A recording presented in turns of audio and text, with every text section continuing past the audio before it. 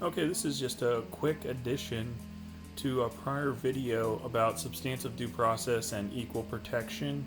What I had left out, what you can see down here is the piece that's going to be in the next section of the video. That is already recorded and I'll append it to this. And what I had left out is there's a piece at the top of basically what do you do before you get there, and so I'm going to cover that now. So before you decide which of the two below you're going to go to, there has to be a certain event that happens. And so when these scenario involving these things I'm about to show you happen, that triggers the decision trees below, and then you'll start making your decisions from there. So the first thing that I have a little catchphrase here, which is long guitars rock stages. So long guitars rock stages. And so okay, and so what that's trying to get you to remember are the four things that have to happen before you get into the decision tree below.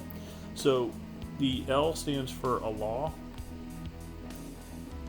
enacted by the government affecting people's rights and involving a specific activity.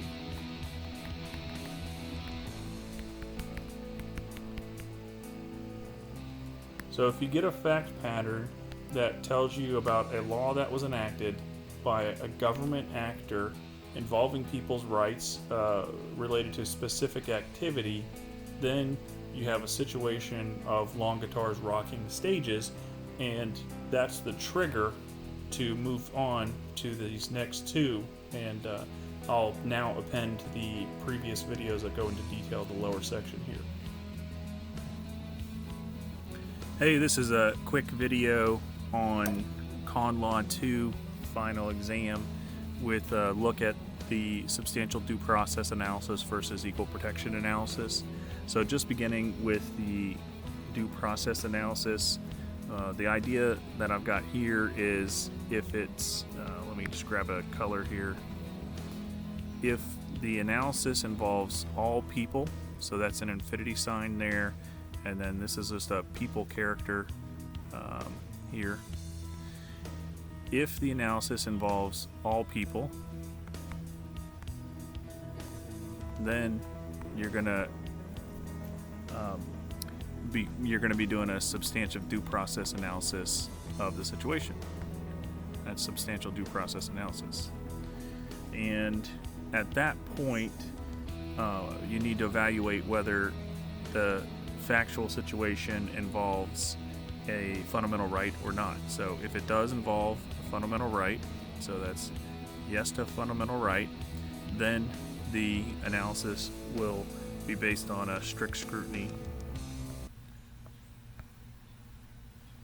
Whereas, comparatively speaking, if the substantive due process analysis is actually does not involve a fundamental right, no fundamental right, then this analysis will look at everything under rational basis scrutiny, RS. And then shifting gears away from that into the equal protection analysis. So just right next to that, I'm going to do a symbol for some people, which will be three people, I guess.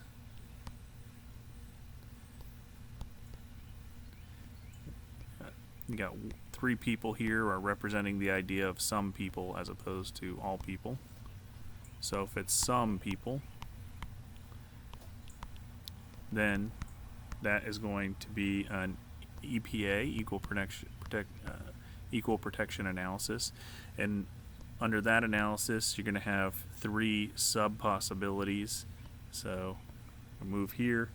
If it does not involve a suspect class, then the analysis is going to be rational basis scrutiny, so RS for rational scrutiny, rational basis scrutiny.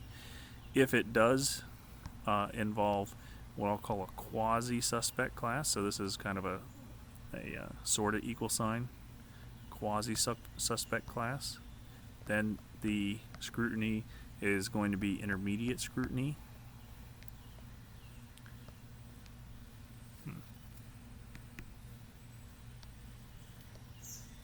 And then finally over here on the right, if it does not, if it does in fact, if it does involve a suspect class,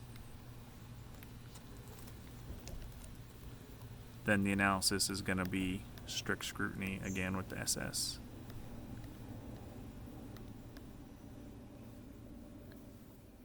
Okay, thanks.